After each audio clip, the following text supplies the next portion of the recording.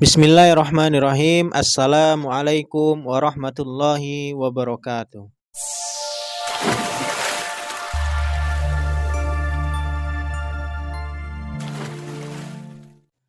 Alhamdulillahi rabbil alamin wa bihi nasta'in wa ala umrid dunya waddin. Assalatu wassalam ala asrafil anbiya'i wal mursalin wa ala alihi wa sahbihi ajma'in. Asyhadu an la ilaha illallah wahdahu la syarikalah wa asyhadu anna Muhammadan abduhu wa rasuluh. Allahumma salli ala sayyidina Muhammad wa ala alihi wa ashabihi wa man tabi'ahum bi ihsanin ila yaumiddin. Alhamdulillah, puji syukur kita kepada Allah Subhanahu wa taala yang mana Allah Subhanahu wa taala telah memberikan rahmat dan hidayahnya kepada kita sehingga di kesempatan kali ini kita masih diberi kekuatan untuk belajar bareng, sharing bareng.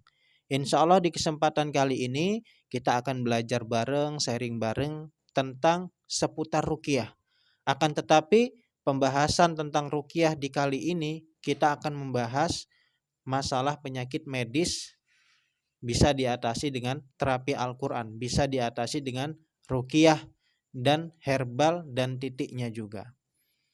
Mungkin kita sering mendengar ketika ada orang yang membahas tentang ruqyah, bercerita tentang ruqyah, pasti pembahasannya jin, sihir, yang mistis-mistis dan lain-lainnya. Akan tetapi di kesempatan kali ini kita akan membahas yang bukan mistis, akan tetapi penyakit medis yang bisa diatasi dengan Al-Quran, herbal, dan titiknya. Bismillahirrahmanirrahim.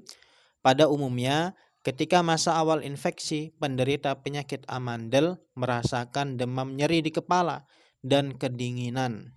Selanjutnya, penderita merasakan susah menelan, sakit di tenggorokan, lalu disusul dengan pembengkakan kelenjar getah bening pada bagian rahang.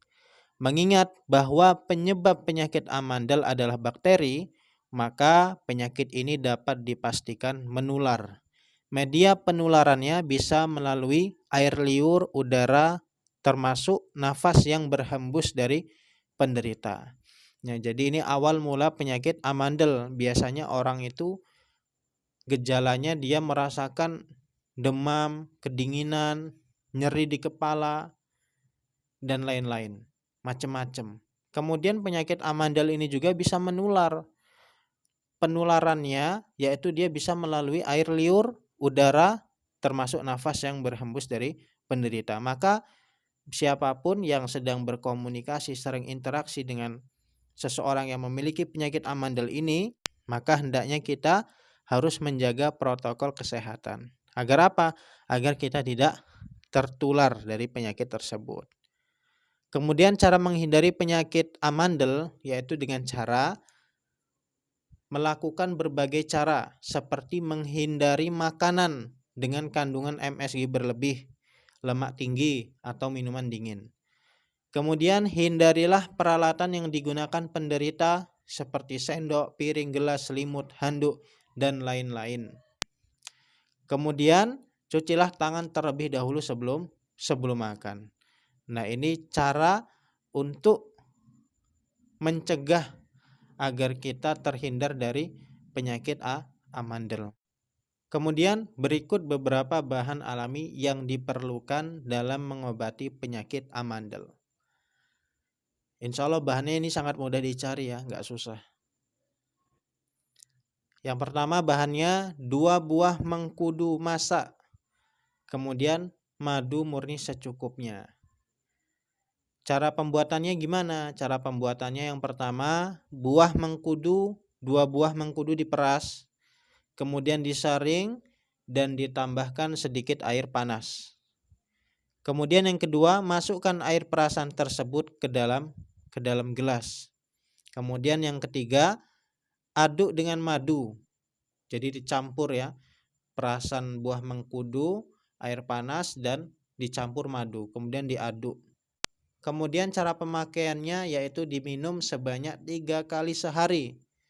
Cara meminumnya tidak boleh langsung ditelan, akan tetapi biarkan selama beberapa menit setelah dipakai berkumur kemudian ditelan. Jadi minumnya dikumur-kumur dulu ya, dikumur-kumur biar tersebar, biar pada mati bakterinya. Kemudian jika sudah lama, kemudian baru kita telan. Nah, ini cara penanganan untuk penyakit amandel.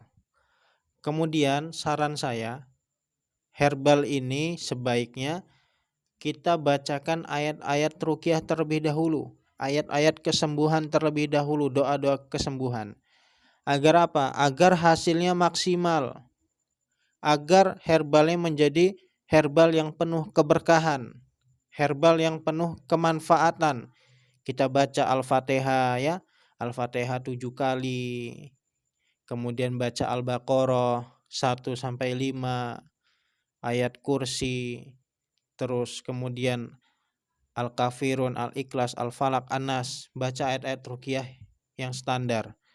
Boleh juga mau kita bacakan yang lebih dari itu ayat-ayatnya, boleh juga. Insya Allah ketika herbal kemudian kita bacakan ayat-ayat ruqyah, insya Allah manfaatnya sangat-sangat luar biasa. Kemudian herbal sudah kita bahas, kemudian kita bahas tentang titik-titiknya yang harus kita pijit, yang harus kita pelurut. Nah, ini titiknya ya, jelas insya Allah gambarnya. Nah, ini titik-titik yang harus kita pijit setiap saat, sesering mungkin. Ini berhubungan dengan penyakit yang diderita. Nah, di tiap titiknya ini gambar ke-1, gambar kedua, gambar ketiga ya. Ini kaki kanan dan kaki kiri ya semuanya. Nah, ini